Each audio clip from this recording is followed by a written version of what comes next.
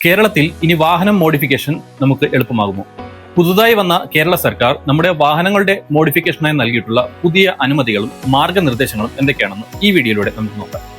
ഇപ്പോൾ ഇറങ്ങിയ വാർത്തകൾ അനുസരിച്ച് നമ്മുടെ കേരളത്തിന്റെ ബഹുമാനപ്പെട്ട ചീഫ് മിനിസ്റ്ററായ Shri V D Satheesan sir Kerala motor വാഹന വകുപ്പിന് ഒരു ഉത്തരവ് നൽകി. നിലവിൽ ഉള്ളതിനേക്കാളും നമുക്ക് വാഹനങ്ങളിൽ എന്തെല്ലാം ലീഗൽ മോഡിഫിക്കേഷനുകൾ നൽകാം എന്നുള്ളതിനെ കുറിച്ചൊരു പഠനം നടത്തി അതിന്റെ റിപ്പോർട്ട് തയ്യാറാക്കി സബ്മിറ്റ് ചെയ്യുക. അങ്ങനെ തയ്യാറാക്കിയ റിപ്പോർട്ടിന്റെ അടിസ്ഥാനത്തിൽ ഏകദേശം 18ഓളം ലീഗൽ മോഡിഫിക്കേഷനുകളാണ് അവർ നമുക്കായി അനുവദിക്കാൻ ഉദ്ദേശിക്കുന്നത്. ആ 18 മോഡിഫിക്കേഷൻസ് എന്തൊക്കെയാണെന്നുള്ളത് ഞാൻ നിങ്ങൾക്ക് പറഞ്ഞുതരാം.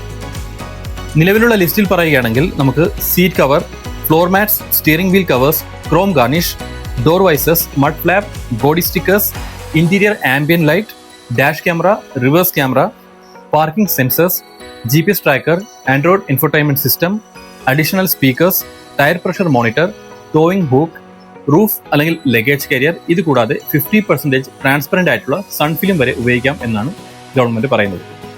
ഇത്രയും മോഡിഫിക്കേഷൻ ചെയ്യുവാനായി നിങ്ങൾക്ക് പ്രത്യേകിച്ച് പെർമിഷൻ ഒന്നും എടുക്കേണ്ട ആവശ്യമില്ല. ഇപ്പോൾ എന്നെ പോലെ നിങ്ങളും ചിന്തിക്കുന്ന ഒരു കാര്യം തന്നെയാണ് ഞാൻ പറയാൻ പോകുന്നത്. ഈ പറഞ്ഞ ലിസ്റ്റിലൊന്നും ശരിക്കും മോഡിഫിക്കേഷൻ എന്നതുകൊണ്ട് അർത്ഥമാക്കുന്ന ഒരു കാര്യങ്ങളും തന്നെ ഉൾപ്പെടുത്തിയിട്ടില്ല. മേൽപ്പറഞ്ഞ ലിസ്റ്റിലുള്ള ഏകദേശം 95% സാധനങ്ങളും നമ്മൾക്ക് വാഹനം ഷോറൂമിൽ നിന്നും എടുക്കുമ്പോൾ തന്നെ ഒരു കോംപ്ലിമെന്റ് ആയി തരുന്നതായിരിക്കാം. അതുമല്ലെങ്കിൽ നമ്മൾ ആഫ്റ്റർ മാർക്കറ്റിൽ നിന്നും മേടിച്ച് ഉപയോഗിക്കുന്നതായിരിക്കാം. ഈ ഒരു ലിസ്റ്റ് വന്നതിന് ശേഷം പലരും തങ്ങളുടെ വാഹനത്തിന് അടുത്ത് പോയിട്ട് ഇത്രയും നാൾ ഞാനൊരു മോഡിഫൈഡ് വെഹിക്കിൾ ആണോ ഉപയോഗിച്ചത് എന്നുള്ളൊരു ട്രോൾ ഇറങ്ങുന്നുണ്ട്. കാതടപ്പിക്കുന്ന ഒച്ചയിലുള്ള സൈലൻസറുകളും പൊതുജനങ്ങൾക്ക് ശല്യമാവുന്ന രീതിയിലുള്ള മോഡിഫിക്കേഷനുകളും അനുവദനീയമല്ല. എങ്കിലും വാഹനങ്ങൾക്ക് മോഡിഫിക്കേഷനായി പെർമിഷൻ തരുന്നു എന്ന് കേട്ട സമയം മുതൽ നമ്മളിൽ പലരുടെ മനസ്സിൽ വന്നിരിക്കുന്ന കാര്യങ്ങൾ ഇപ്പോൾ പറഞ്ഞ ലിസ്റ്റിലുള്ള ഒന്നുമായിരിക്കില്ല.